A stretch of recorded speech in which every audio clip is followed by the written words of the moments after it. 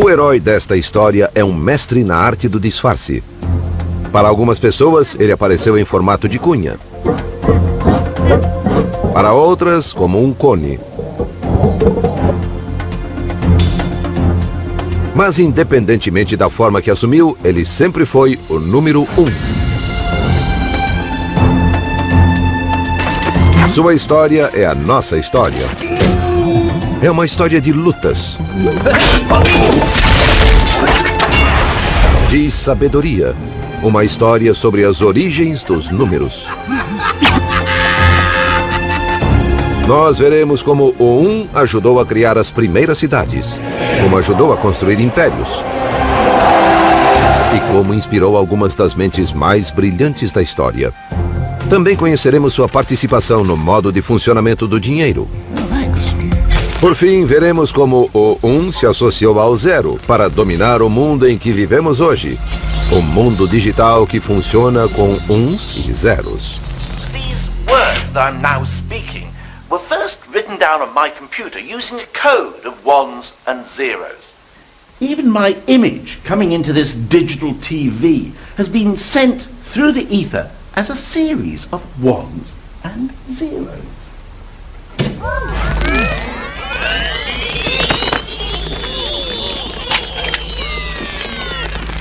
So how did these two digits come to dominate our world? They didn't always. In fact, for most of human history, zero simply didn't exist. It's one that really counts. A história do número 1. Então, de onde veio o 1? Bom, sua história começa no início dos tempos, há 3.042.659.000 anos. Desde o dia em que o primeiro 1 se libertou da sopa primordial e alcançou terra firme e seca.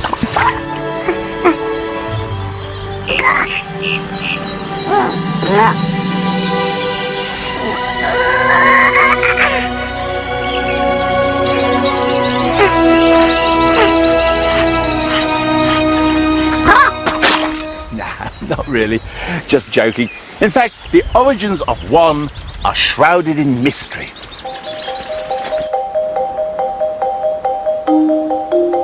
Trata-se de um mistério que somente nossos mais remotos ancestrais poderiam esclarecer. A certa altura, um deles deve ter sido o primeiro ser humano a utilizar o 1 para fazer uma contagem. Mas quando? Ever since man could make marks on bones, he's been, well, making marks on bones. But what about the fellow who scratched marks like this 150,000 years ago? Is it possible that he could have been counting? Could these scratches represent a series of ones? Well, the experts tell us that, giving due weight to the scientific and archaeological evidence, they haven't a clue. O que eles já sabem ao certo é que o 1 é muito mais novo do que nós. It's not until quite recently, a mere 20,000 years ago, that we get the first really solid evidence that one existed and that someone was using it for counting. O nascimento do número 1. É claro que ele não era assim quando surgiu. Na época, o 1 era apenas um risco em um osso. Neste osso, ele é conhecido como o osso Shengo. It was found quite recently in the Congo. And look, you can see these scratches. We know that each represents a 1. How can we be so certain? Well, someone must have been counting, because there are 60 scratches along this edge of the bone and another 60 along this edge. And on the back, they're in equally numbered groups. And you can't do that without counting. O osso Shengo pode ter marcado um momento crucial para a humanidade. Os zoólogos nos dizem que outros mamíferos conseguem contar até 3 ou 4, mas não vão além disso.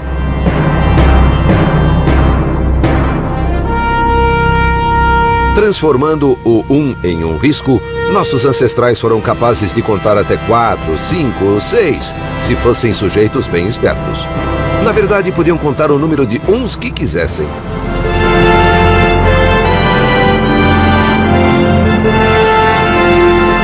And that is what gave us the edge over the lions and the tigers. From now on, counting knew no limits.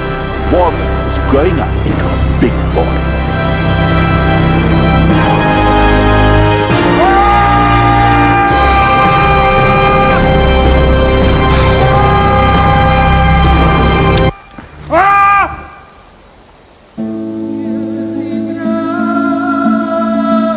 Nessa mesma época, os seres humanos estavam deixando a faixa da pobreza. E esse fato mudaria para sempre a história do 1. Eles pararam de viver em cavernas e começaram a construir seus próprios refúgios, as casas.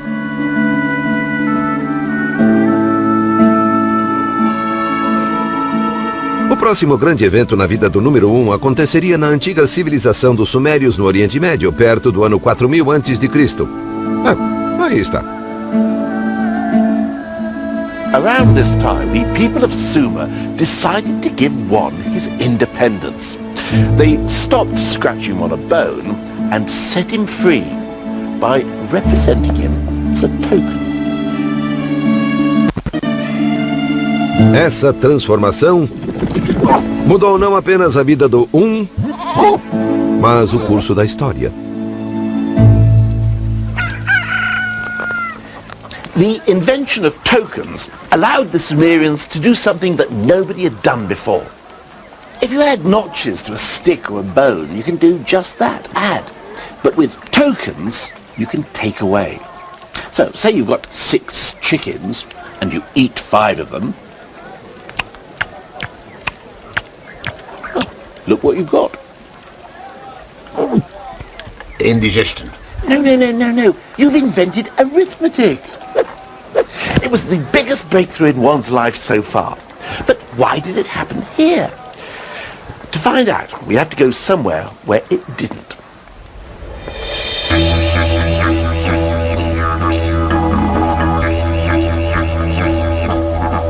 Conheça os Walfris do interior da Austrália. Esse povo vinha tocando a vida aqui há 35 mil anos, mais ou menos, até que um antropólogo apareceu e notou que eles não usavam números. People get very interested in wordplay because in our language we don't use numbers. We have a word for one, but that's about it. Até recentemente, os Walfris viviam sem usar números. Mas como é que eles conseguiam? The things that you do in your world are done differently here. Take Double J here. He never grew up with any numbers at all. Never Double J. I'm not a martyr. Kienra. Kalaminidam Kodoro. Pan. Bejan. Japal Jarry dá o nome de seus netos, mas não diz 4. Não faz parte do seu vocabulário. Pan. Walfris das velhas gerações não falam em termos de períodos exatos do dia, referem-se apenas à posição do Sol.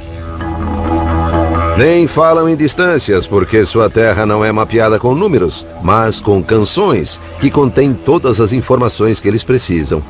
Esses cantos tradicionais, profundamente enraizados em sua cultura, são fonte de imenso orgulho nacional.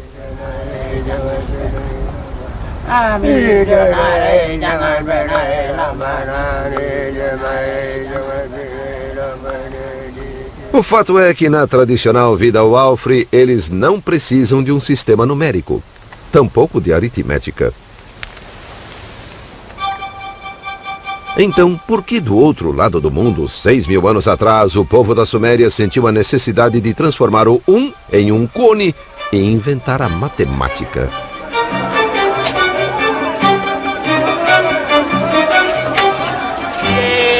What was so different about life in the Middle East? I mean, why were people here so keen to get into maths of all things? Maybe it was because there were so many people living in the same place. Diferentemente dos Walfres, os sumérios viviam em cidades e cidades precisam de organização. Os grãos tinham de ser estocados e distribuídos, e para descobrir quanto cada pessoa devia receber, a aritmética era essencial. Foi por isso que os sumérios transformaram o em peças na forma de cone. Essas peças tornaram possível a aritmética exigida para mensurar riquezas, calcular ganhos e perdas e, o mais importante, coletar impostos. Podemos culpar a vida nas cidades pela invenção da matemática.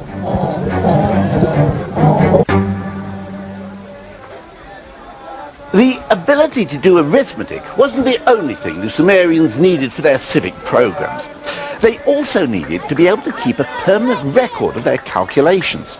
But hold on, the written word hasn't been invented yet. Numbers, it seems, were the world's first writing. Aconteceu assim. Números específicos de peças eram colocados em envelopes de argila por segurança. Os envelopes eram então fechados. Mas após fechar o envelope, como você se lembraria de quantas peças ele continha? Tinha um probleminha aí. Mas espera um pouco. Pegava-se outra peça para fazer marcas no envelope. Tantas marcas quanto fossem os cones colocados lá dentro. Então, alguma mente brilhante percebeu que o envelope não era necessário. Na verdade, nem os cones eram. Bastava simplesmente fazer as marcas diretamente em um tablete de argila e pronto. Tinha-se o registro dos números. A noção de escrita havia nascido. Os matemáticos sumérios já conseguiam manter registros permanentes de seus cálculos que podiam se tornar mais complexos do que nunca. Poucas pessoas eram iniciadas nos mistérios dos números, e elas eram treinadas desde a infância. Tornaram-se uma elite poderosa e muito bem paga que até hoje nós valorizamos. Isso mesmo. O maior presente dos sumérios para o mundo foi o reverenciado contador.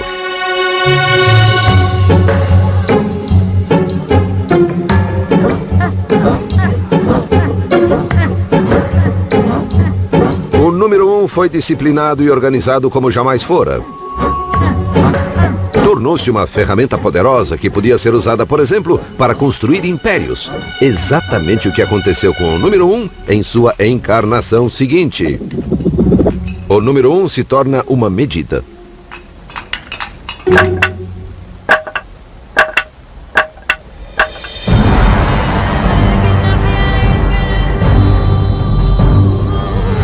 Egito, 3.000 anos antes de Cristo. Nas mãos dos sumérios, o 1 havia se tornado parte de um complexo sistema de contagem. Os egípcios iriam estender seus talentos ainda mais. Além de caminhar lentamente, não sorrir e manter-se em formação, os egípcios amavam coisas grandes. Grandes edifícios, grandes estátuas e grandes exércitos. Também criaram números realmente grandes. E o modo como eles os escreviam nos oferece um fascinante reflexo da hierarquia da sociedade egípcia. Primeiro, os números do homem comum, do dia a dia. O número 1 era representado por uma simples linha. O 10 era uma corda. O 100, uma corda em espiral. Todos humildes números para os trabalhadores. Mas então vinham os números para os aristocratas, números para impressionar. 1,000 is a lotus, symbol of pleasure. 10,000, a commanding finger. And then the number for pharaohs, a number the Sumerians never even dreamt of. 1,000,000. The sort of number only a pharaoh would need to count his prisoners.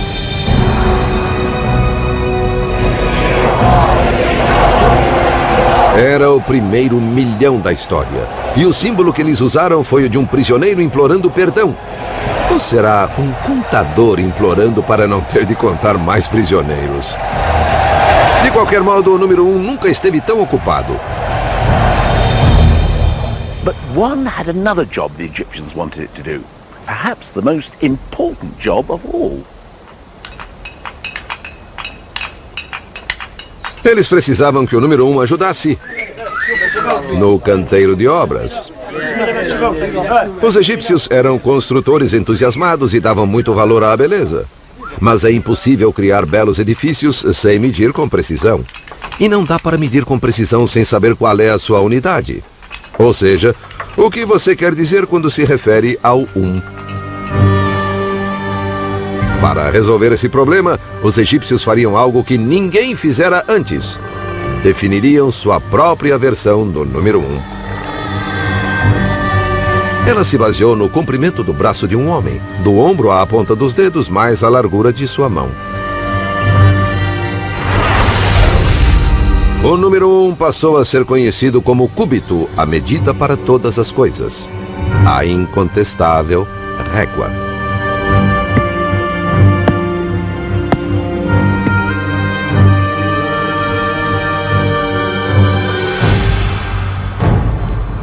Estes uns oficiais, os cúbitos mestres de tão importantes, eram guardados com todo o cuidado nos templos. Faziam-se cópias deles que eram então distribuídas para que em todo o império, em qualquer projeto em construção, todos soubessem o que se queria dizer com 1. And with this simple measuring stick, the Egyptians were able to complete their vast construction projects with astonishing accuracy. Se o número 1 não tivesse se tornado o cúbito, algumas maravilhas do mundo poderiam ser, um pouco menos maravilhosas.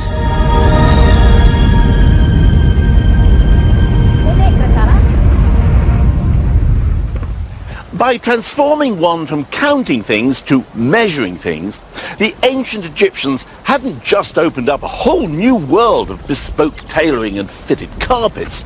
They had made one the measure of all things. One had become the ruler. But its destiny was even more special. One was about to become the essence of the universe.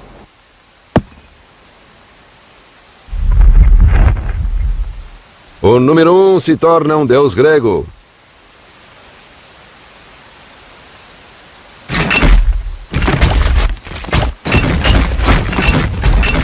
It all began about 2,500 years ago in ancient Greece, or modern Greece as it then was, because of a chap by the name of Pythagoras. Pythagoras. Did he have a theory or something? The square of the hypotenuse in a right-angled triangle is equal to the sum of... That's right, Pythagoras' theorem. Bit of a bore, I never quite understood it. Well, actually, I think that Pythagoras was a pretty interesting bloke. Oh, yeah? He had a school in which all his pupils had to give up their worldly possessions, eat only vegetables, and swear never to touch beans. Why on earth not? Pythagoras believed that when you fart, a bit of your soul escapes. Amazing what you learn in schools nowadays, isn't it? É verdade que Pitágoras tinha lá suas maluquices. Ele estudou no Egito, no Oriente Médio, e quando voltou para casa formou sua escola vegetariana de matemática. Lá dedicou-se a explorar as maravilhas e mistérios contidos nos números. Pythagoras was the first man to come up with the idea of odd and even numbers, and he gave them sexes. One was male, two was female, and so on. Ele também gostava muito de números inteiros, coleções de uns. Percebeu que certos números inteiros assumiam formatos agradáveis. O 3 formava um triângulo, o 4 um quadrado, 1 mais 2 mais 3 mais 4 criavam o 10, que formava um triângulo mágico. Pitágoras também estava convencido de que o 1 acabaria ajudando a explicar uma das principais dúvidas filosóficas da época. The Greek philosophers were forever trying to find out the one thing that everything is made of. One philosopher said everything's made of fire, another air, another water. Pythagoras said that everything was made of numbers, including music. To find out what Pythagoras meant, I've come to the Waterbury Garden Centre in Oxfordshire. Oh, thank you very much. All I need now is a mathematician. Oh, I'm a mathematician. Oh, what a bit of luck. But if you want to find out about Pythagoras' music and maths, we're going to need some pots of rather different sizes. Good Lord. Perfect. Pythagoras wanted to understand why certain combinations of notes sounded so beautiful and harmonious. So if we play a pot, we get a note, la. But if I combine it with the note of this pot, la, it's rather a bad combination. Let's listen to them together. Oh, yes, that doesn't work at all, does it? But if I play this pot here, la, la, that's a beautiful combination. Let's hear them together. But why is it such a beautiful combination? And the answer is mathematics. The relationship between the weights of these pots is in a perfect 1-to-2 relationship. And it's that combination of whole numbers which makes this such a nice sound. As opposed to the first pot, it's a sort of a 1 to 1.264, not a nice whole number relationship, which is causing the bad sound. So Pythagoras is saying that the harmonies are combinations of whole numbers. That's right. Numbers that are collections of ones. Pythagoras realised that these whole numbers are really why things sound so beautiful, and it excited him so much he realised that really mathematics was the base of everything, that it would explain musical harmony and the cosmos, and this is why he coined the phrase the music of the spheres. So, shall we? Oh, I don't see why not, yes.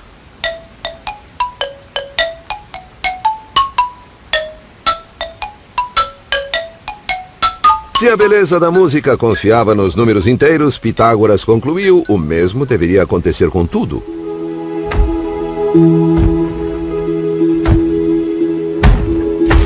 E como os números inteiros são coleções de uns, o 1 devia ser a matéria essencial de que o universo é construído.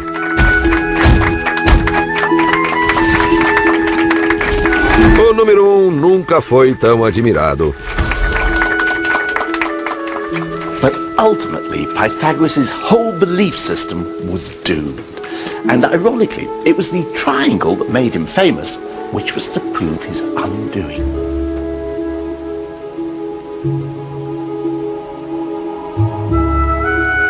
Se o número 1 estava no centro de tudo, também deveria estar na essência de todos os triângulos, até mesmo do triângulo retângulo com dois lados iguais.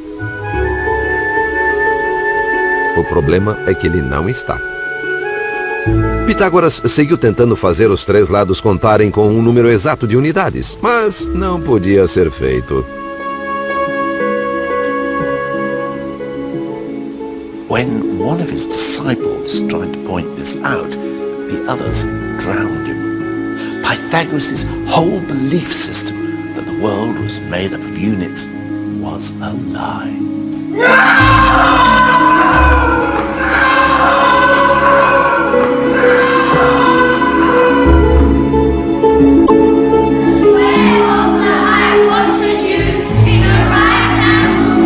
Pobre Pitágoras, derrotado por sua forma geométrica favorita. O 1, porém, estava prestes a embarcar em uma nova carreira, só que antes teria de se tornar um pouco menos real.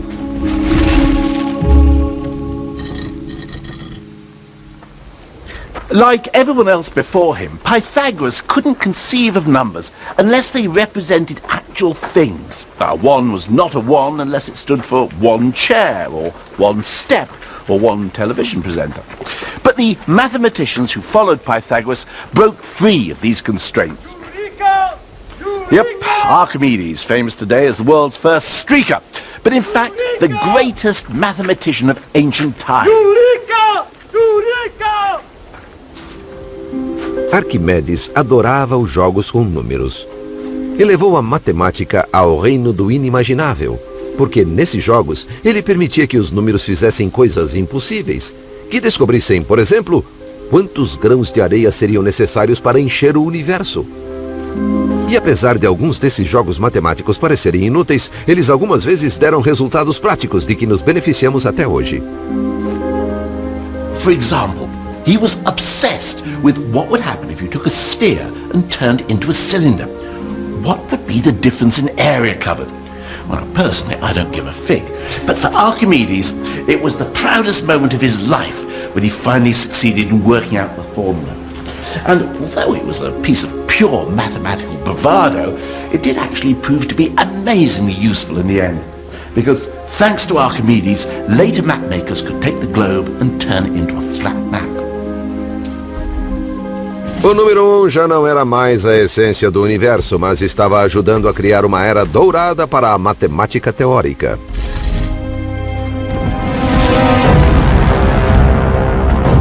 Uma nova força, porém, estava conquistando o mundo. E o 1 estava prestes a ser dominado por um povo com uma obsessão bem diferente.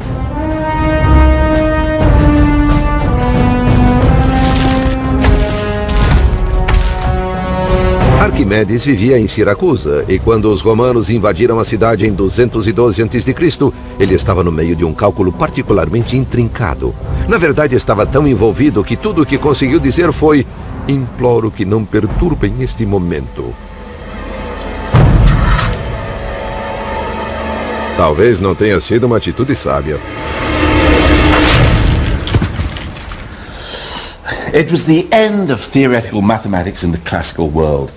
The Romans weren't interested in airy-fairy abstractions like how to calculate the weight of all the goats who ever lived. They were interested in power. Gostando ou não, o número 1 agora era um servo de Roma. Precisou deixar para trás o mundo da matemática abstrata e passar a lidar com preocupações mais práticas.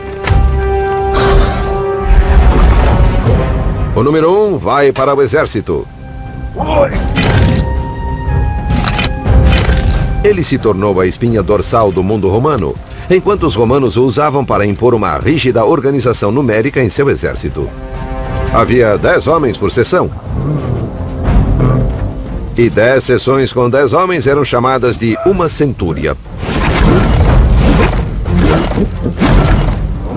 2 centuries were called a manipulus, which means literally a handful, which I imagine 200 Roman soldiers probably were. Até as punições eram pensadas em termos numéricos. Se a legião sofresse uma derrota humilhante, toda ela seria dizimada, no sentido da palavra decimare em latim. Fosse qual fosse a culpa individual, um soldado em cada 10 era sacrificado.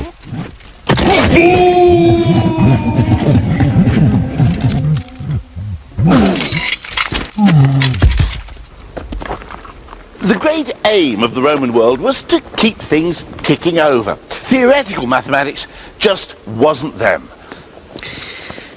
Mark you, I'm not surprised. I mean, the Roman numerals don't exactly make it easy, do they? I mean, look at them.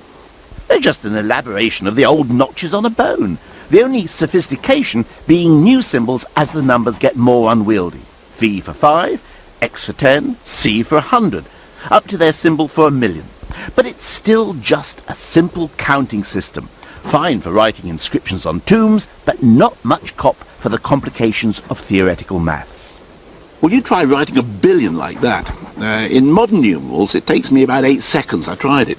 In Roman numerals, it would take something like 16 minutes. Não é surpresa, então, que os algarismos romanos sequer fossem usados para calcular. Qualquer cálculo tinha de ser feito em uma tábua de contar, uma versão primitiva do ábaco.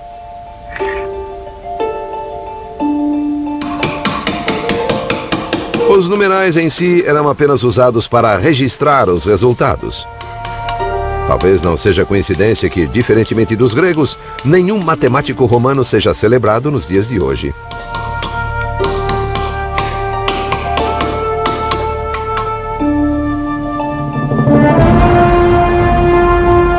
Enquanto o poder de Roma se espalhava, o mesmo acontecia com seu sistema numérico.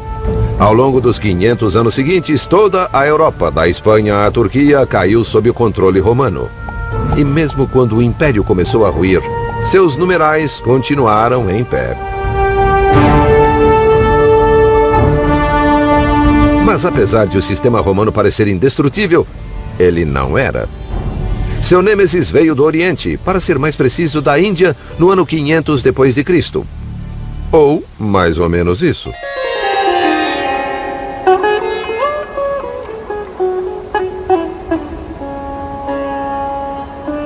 O número 1 tinha um primo indiano que costumava viver em uma atmosfera mais purificada. O iluminado. Os indianos pareciam se preocupar menos com a organização militar e mais em renunciar ao mundano e alcançar a iluminação.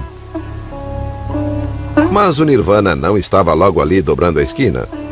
Para alcançá-lo, era necessária uma jornada muito, muito longa que levava muito, muito tempo. E a fim de compreender essa ideia, os indianos criaram números estupendamente grandes.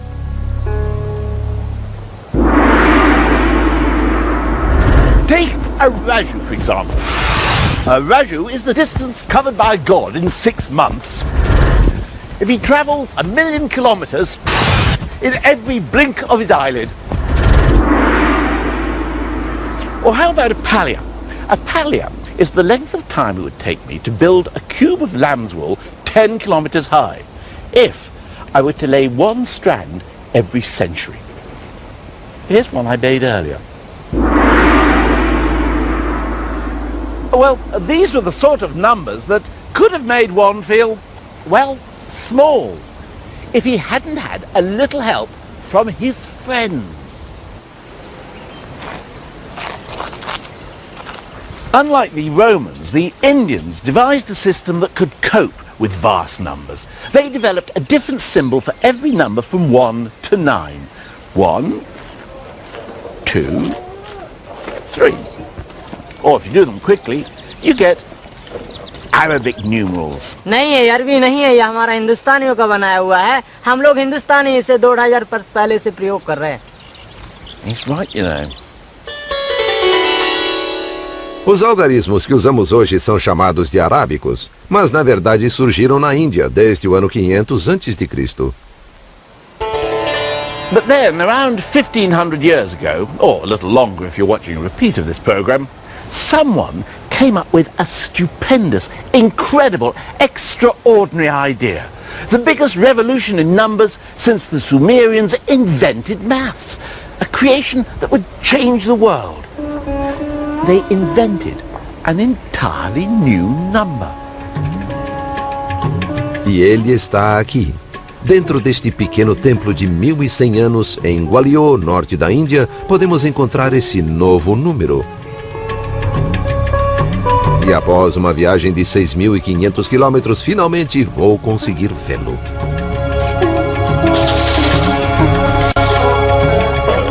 Nick, it's locked.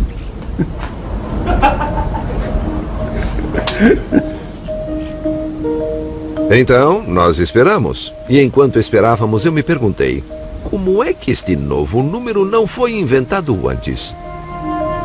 É um número muito simples, que leva só um instante para dizer e ainda menos para escrever. Ah, here he is.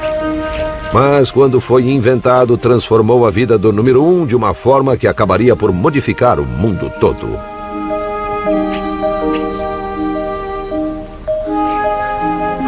Here we are, the first undisputed example of India's greatest invention, the new number, the holy grail of numbers. 0. For the first time in human history, someone had made nothing a number. A inscrição diz que um jardim foi plantado para produzir flores para o templo.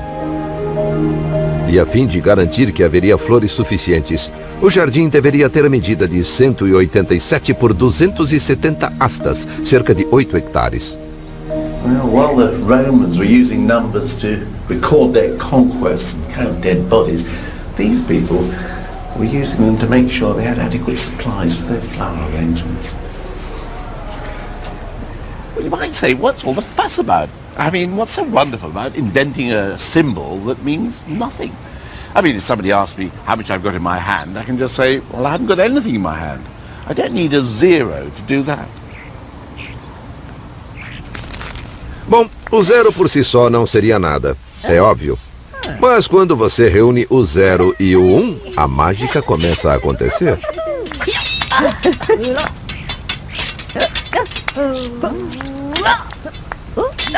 E quando o resto da trupe se juntou a eles, os resultados foram espetaculares. Com apenas 10 dígitos, os indianos podiam fazer números infinitamente grandes ou infinitamente pequenos. Os romanos não conseguiam fazer isso. One had found his perfect mate in Zero, and it was a partnership that was going to change the world. Com o resto do time, os dois permitiram que a ciência indiana avançasse rapidamente. Os astrônomos hindus, por exemplo, estavam séculos à frente dos cristãos.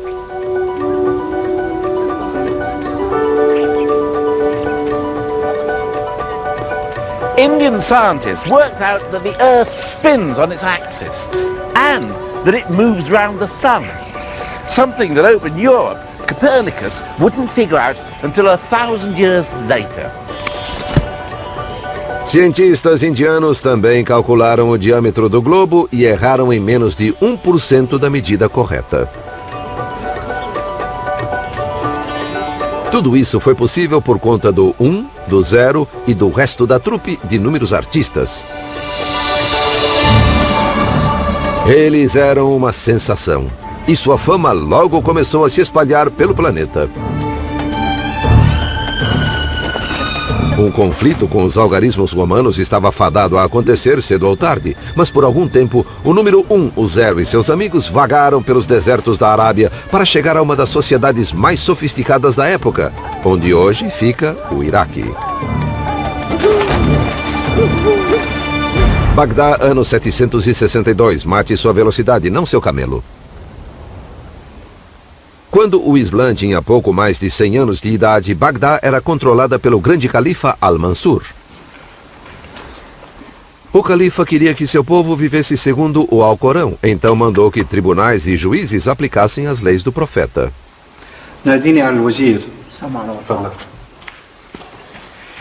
Now, the law of the Prophet is full of instructions that require serious mathematical calculations if they are to be carried out exactly. For example, unlike Christianity, the Quran insists that women share in any inheritance. The book says there is a share for men and a share for women, each share depending on the number of other relatives and their relation to the deceased. Working all that out required fractions and ratios, but these were people who counted on their fingers. Não é que eles não gostassem de aritmética, mas seu sistema numérico os impedia de evoluir. Um dia, no entanto, chegou à corte um embaixador da Índia. Ele tinha de dar ao grande califa algum tipo de presente, mas o califa era um homem de riquezas infinitas e era difícil saber o que lhe oferecer. Uma camiseta com a inscrição "Eu amo a Índia" não serviria, é claro. Mas o embaixador pensou muito no caso e decidiu dar ao califa o melhor presente que pôde imaginar: a beleza dos números.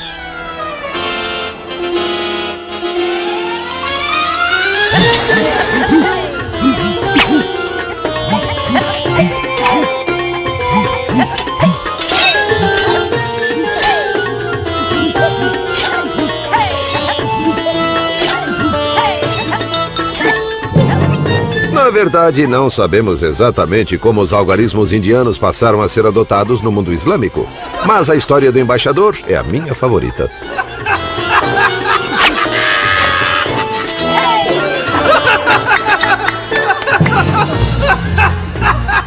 What we do know is that Muslim scholars were bowled over by 1, 0 and the rest of the troop. And the most famous of these scholars was a man by the name of Al-Khwarizmi. Al-Khwarizmi. Al-Khwarizmi. Khwarizmi? Al-Khwarizmi. Al-Khwarizmi. That's right.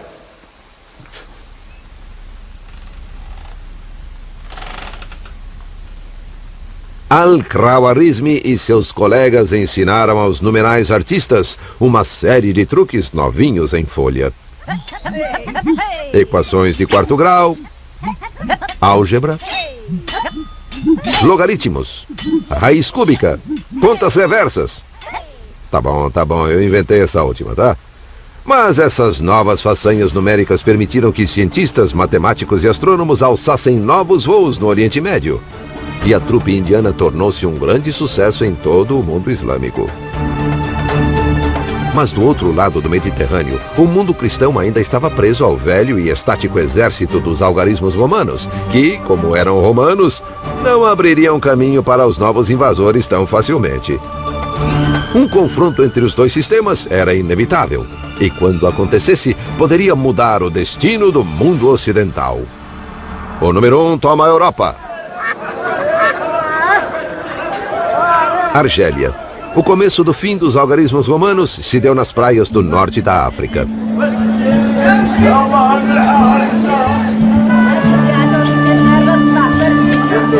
Comerciantes muçulmanos logo adotaram o 1, o 0 e companhia em seus negócios. Ao final do século XII, os numerais indianos já eram usados correntemente. E foi no movimentado porto de Bejaia que o jovem filho de um diplomata italiano que trabalhava na Argélia assistiu pela primeira vez àquele incrível espetáculo dos números.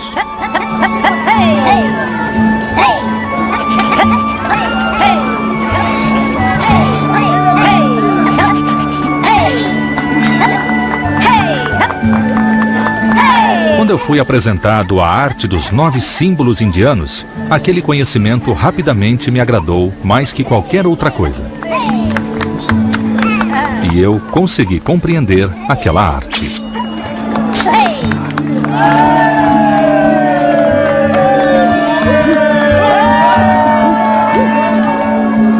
Esse jovem era conhecido como Fibonacci e ficou tão encantado com os numerais indianos que, quando cresceu, decidiu levá-los para casa. Em 1202, Fibonacci escreveu um livro sobre cálculos chamado... o Livro dos Cálculos. Ele é hoje considerado um dos maiores matemáticos de todos os tempos, e seu livro foi uma espécie de palco para os numerais indianos. Fibonacci wasn't just an ivory tower theorist. Part of his book of calculations was aimed specifically at merchants, showing them how useful Indian numerals could be for, say, calculating their profits. Você pode achar que isso não faria muita diferença, mas nessa época o capitalismo estava começando a tomar o continente europeu. O livro de Fibonacci era leitura obrigatória. Infelizmente, as pessoas comuns se sentiam mais à vontade com os números antigos. Afinal, viveram com eles durante quase 1000 anos. Os antigos algarismos romanos não iriam dar vida fácil para os novatos indianos.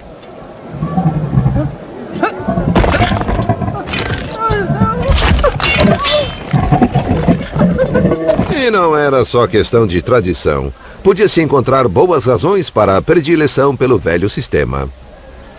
For example, many medieval Italian cities had their own currency. So every time I found myself at a new town or a new set with extras and costumes, as the case may be, I have to go to the money changer's bench, or banker, as it's called. O banco era uma tábua de contar, basicamente um ábaco com peças diferentes. Os homens que o operavam, os banqueiros, tinham de fazer o juramento de que não iriam trapacear os clientes. Mind you, if the magistrates find he is cheating me, they'll come and break his bench. His banker will be rupta, which is the word for broken. And he'll be declared bankerupta, which is where we get the word bankrupt from. Hi. Now, these things, how much can I get for those in whatever place this is? He's counting it now. It's reassuring to see he's using numerals I'm familiar with, which are Roman numerals, of course. And he's using this abacus, so at least I can see what he's doing. And I get that much. Oh, right, fine. Well, thanks a lot. Nice doing business with you. But what if I was to go over to one of the smart chaps using the newfangled Indian numerals? Hi. Now, how much would you give me for that?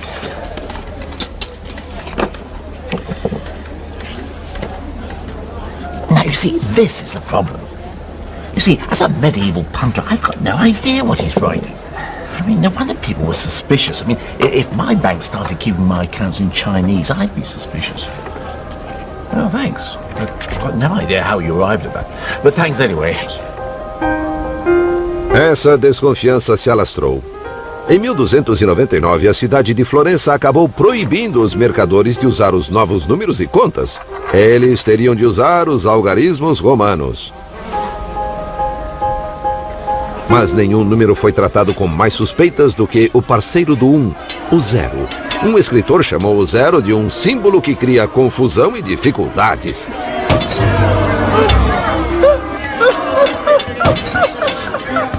Zero was called cipher, and it was regarded with such suspicion that word became our word for secret code, a cipher.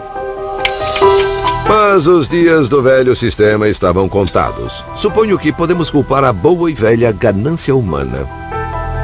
Os tradicionalistas que lidavam com o ábaco e os algarismos romanos nunca precisaram calcular juros de empréstimos, porque a Igreja Católica dizia que cobrar juros era um pecado, a chamada usura.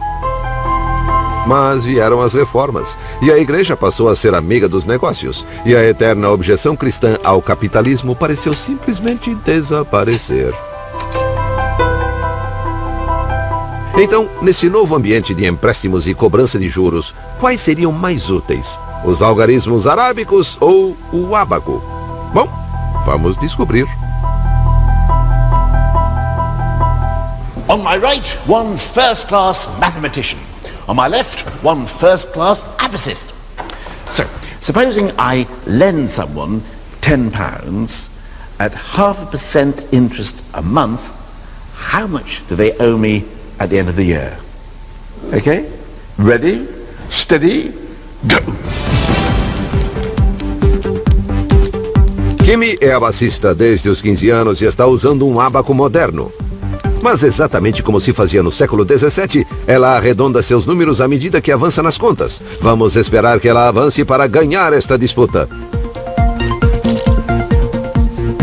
Marcos está usando papel e caneta e vem trabalhando com até 12 casas decimais. Vive no norte de Londres com sua adorável esposa e 3 filhos encantadores. Ele não é grande, mas é muito inteligente. The Kimmy has got an answer. Kimmy. What's your answer? £10.60. £10.60. So compound interest after a year would be £10.60, and the abacus seems to have got there before the mathematician. Well, I don't want to put a damper on things, but I think that answer is actually wrong. I've got an answer of £10.61.6777664035 to be precise. I've actually picked up the subtlety of compound interest, which is, it's a little bit each month, but it adds up, so I've got this extra 1.67p. Para o homem de negócios medieval, significaria a diferença entre ganhar e não ganhar a vida. Talvez por isso o usuário do ábaco neste desenho pareça tão pobre. As capitalism gained respectability, calculating interest and compound interest became de rigueur for any self-respecting businessman. And for doing that, even with an abacus, the old Roman system was simply no match for the Indian numerals.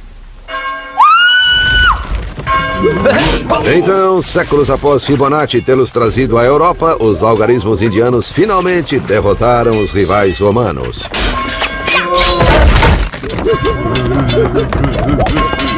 Eles eram rápidos e versáteis, e com o 1 e o 0 à frente mostraram-se melhores no trabalho em equipe.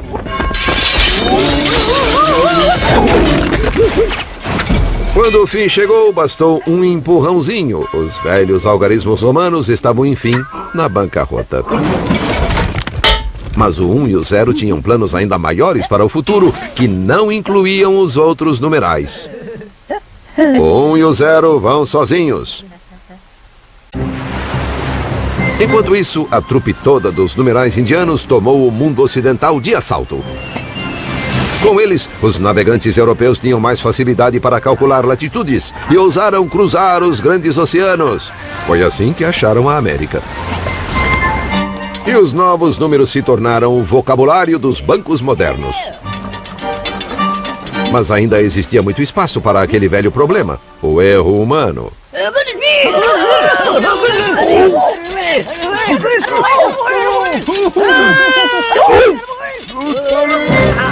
Colombo pensou ter chegado ao Japão, quando na verdade chegara às Índias Ocidentais a meio mundo de distância. Ele cometeu um erro. Acontece com os humanos. Mas o homem estava decidido a mudar isso. Tudo ocorreu por volta do ano de 1600... dá no mesmo.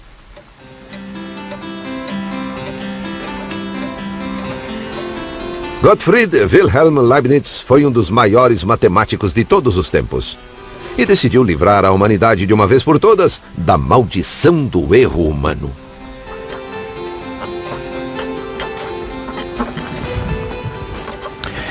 In trying to do this, Leibniz invented something that still affects us every day of our lives.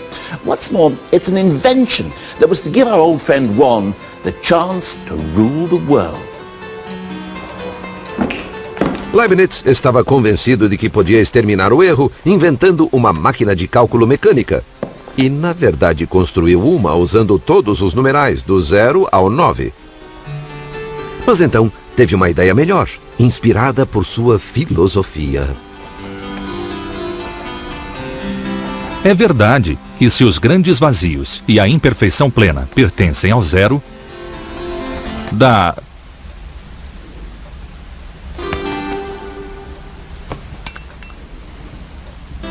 Da mesma forma, o Espírito de Deus e sua luz pertencem ao Todo-Poderoso, número 1. In other words, to paraphrase Leibniz very, very, very loosely, the universe is a bit like a Swiss cheese, which some of us have suspected for years. The holes are just as important as the cheese itself. So to construct the world, you need both something, good old number 1, and also lots of nothing, which is where 0 comes in. Leibniz estava convencido de que o 1 e o 0 eram os únicos números de que as pessoas realmente precisavam. Com esses dois números, segundo ele, era possível alcançar qualquer sonho matemático e, além disso, eliminar a possibilidade de erro humano. Então, ele se livrou dos outros números e elaborou um sistema que utiliza apenas uns e zeros. É o chamado sistema binário. Wait a minute, how could you possibly express all numbers just with a 1 and a 0? I think it's time I spoke to someone who knows what he's talking about. Marcus! I need to understand the binary system. Binary. Okay, let me give you a number in binary. Okay. Here is the number 9 written in binary. So this is just using ones and zeros Ones to and express zeros. any number. It's just zeros and ones. So that's 9 in binary. Well, it looks like 1001 to me. That's because you're obsessed with your 10 fingers and you like to keep track of things in tens. Well, this one keeps track of how many ones, the second column of how many tens there are, next how many hundreds, and one lot of 1000s. But in binary, things work rather differently. In binary, what the columns keep track of is how many ones, how many twos, how many fours, and how many 8s there are. Here we have an egg. We're only allowed to represent these numbers using zeros and ones. Yeah. Okay, so we're only allowed either to put an egg in or not have an egg. An egg in is 1. An egg represents 1. So let me show you what 9 is in binary. One lot of 8, so I have an egg in the fourth column. There's a 1. Yeah, that's one lot of 8 in the fourth column.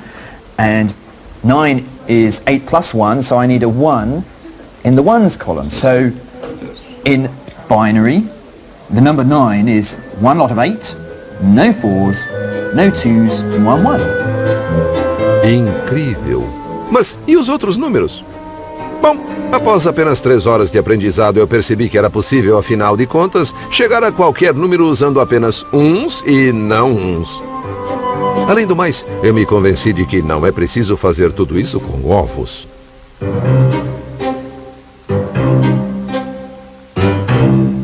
It's a sort of mechanical system. It's very mechanical to add the ones and zeros, and that's why it's perfect for a machine. And a machine doesn't really care too much about how big the numbers get. It can keep track of very long numbers, whilst we're not very good at doing that. What it's interested in is a very efficient way of adding numbers. That's why machines love to put numbers into binary. E Leibniz projetou exatamente essa máquina de binário. Mas ela usava bolas de metais que caíam em buracos em vez de ovos em xícaras. De agora em diante, erros seriam uma coisa do passado, e a era digital parecia estar pronta para assolar o planeta. Infelizmente, ele nunca construiu a máquina.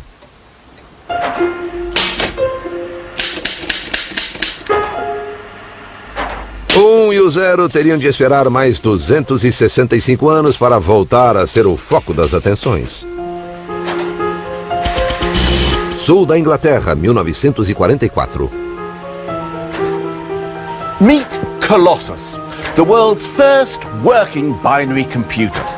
It's Leibniz's dream made real. But instead of dropping metal balls into slots, Colossus is electronic. In here, 1 and 0, something and nothing, have finally come into their element as electrical currents, on and off. O Colossus foi criado durante a Segunda Guerra Mundial e instalado no Centro de Decodificação Britânico em Bletchley Park. Tem 1.200 válvulas, quilômetros de fios e centenas de componentes mecânicos. Mas exatamente como todos os computadores de hoje, o coração desta máquina são uns e zeros. Em seu formato binário eletrônico, o 0 e o 1 realizavam milhões de cálculos rapidíssimos, o suficiente para decifrar os códigos inimigos antes que os alemães tivessem apontado seus lápis. Thanks to Colossus, the Allies knew what the German messengers said even before Hitler did. And it may be that this extraordinary contraption helped shorten the war by as much as 2 years. A tecnologia que surgiu em Bletchley mudou o nosso mundo para sempre. Você se lembra de todas aquelas razões para usar e entender os números? Fazer cálculos astronômicos, lidar com medidas, fazer a divisão de propriedades? Computadores podem fazer isso. Descobrir percentagens, taxas de câmbio, juros compostos, todos os cálculos que preocuparam e às vezes deixaram perplexas as grandes mentes da antiguidade. Just leave it to the computers, and we can all simply be happy ignoramuses, not even knowing whether the answer's right or wrong. And that's got to be a good thing, isn't it?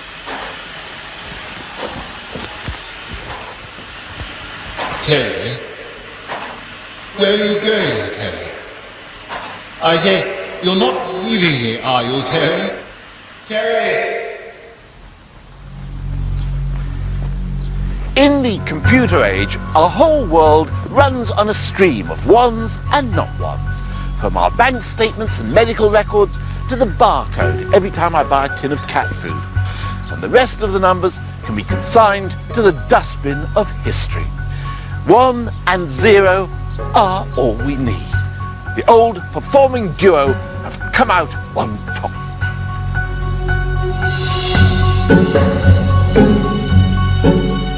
Let's just hope we can control the little blighters.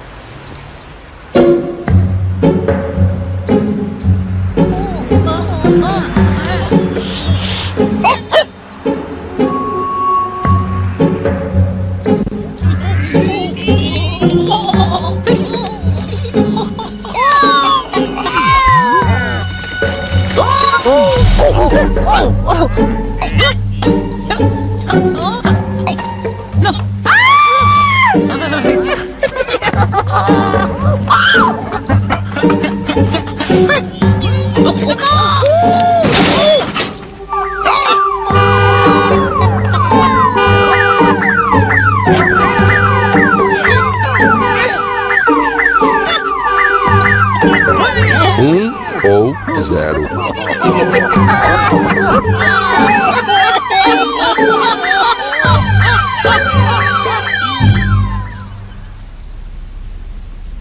Well, I thought I was rather good, didn't you? I thought you were marvelous. Sublime. I wish they'd kept my And the astronomy food was scene. just terrible. Anyone.